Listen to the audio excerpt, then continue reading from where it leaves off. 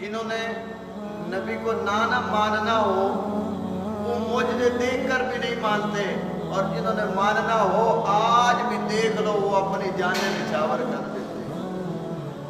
یہ اللہ کے رسول سے محبت ہے۔ تو جنہوں نے نہ ماننا ہو ابو جہل جیسے بھی، عتبہ شعبہ جیسے بھی ہیں، جبل ابو قبیس پر جب آسمان پر جو چاند ہے اس کے جو 2 ٹکڑے کیے، میرے حضور نے جب 2 ٹکڑے کیے، معاذ اللہ کو اس وقت بھی انہوں نے کہا کہ یہ آسمان کو معاذ اللہ معاف فرمائے ایسے لوگوں سے جو اللہ کے حبیب سے محبت کرتے ہیں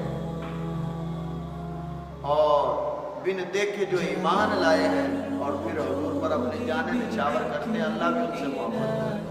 وہ شاعر کہتا ہے نا کہ اٹھی انگلی تے چانے آکے قدم سوہنے دے چمدا، اٹھی انگلی تے چانے آکے قدم سوہنے دے چمدا ہے، کیویں ٹوٹیا کیویں جڑیا کمر جانے۔ یہ آسمان کا چاند ہی جانتا ہے کہ کیسے وہ ٹوٹ کر میرے حضور کے قدموں میں آیا ہے، اور میرے حضور جانتے ہیں کہ کیسے توڑ کر آسمان کے چاند کو اپنے قدموں میں لایا ہے۔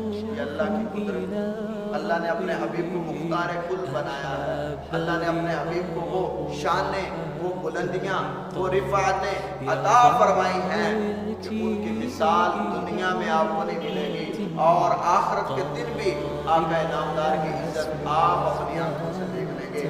آج دنیا میں جو نہیں نہ مانتے وہ ان کا اپنا اعتقاد ہے، لیکن اہل سنت و جماعت وہ عظیم مسلک ہے، وہ حق مسلک ہے جو حضور نبی پاک علیہ السلام کی ہر بات کو مانتا ہے۔ مانتے تو آپ ضرور ہیں، لیکن میرے حضور نے فرمایا نماز میری آنکھوں کی ٹھنڈک ہے، نماز سے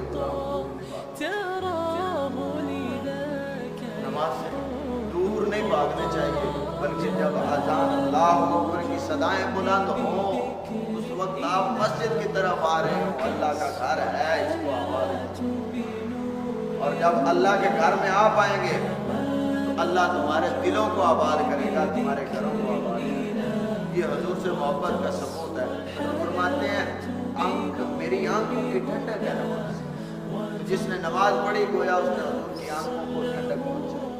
تو غلام کو چاہیے کہ وہ نماز بھی پڑھے، نماز میں نہ چھوڑ دے، یہ فرض ہے اللہ کی طرف سے، اور اس فرض کو ہر چیز جو ہے ویسے مل جاتی ہے، لیکن نماز وہ عظیم تحفہ ہے جو اللہ نے اپنے حبیب کو اپنے پاس بلا کر اپنے حبیب کو عطا فرمائی۔ تو نماز میں کوتاہی نہ کریں، نماز پڑھیں، کیونکہ یہ حضور کی غلامی کا سبب ہے۔ عمل جو ہے وہ بھی کریں۔ یہ آپ سے میری التماس ہے، تو جو اللہ کے حضور سے پیار کرتا ہے وہ نماز اور جتنی بھی چیزیں آپ پر فرض کی گئی ہیں سب کو ادا کریں۔ یہ حضور کی غلامی کا ثبوت آپ اس طریقے سے عملاً بھی دیں، اور اپنی جان نچھاور کرنے کا وقت آئے تو اپنی جانیں بھی پیش کر دیں۔ یا رسول اللہ ہم نے کیا کرنا ہے اپنی اس جان کو جو آپ کی نفس کے لیے کام آئے۔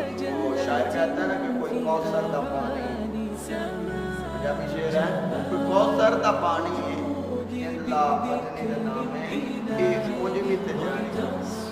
حبیب کے نام پر چلے جائے گی، حضور کے نام پر چلے جائے گی، اس سے بڑھ کر ہم جان کریں، اس سے بڑھ کر ہم شہادت کا مقام کیا ہو سکتا ہے۔ اللہ ہمیں عمل کا توفیق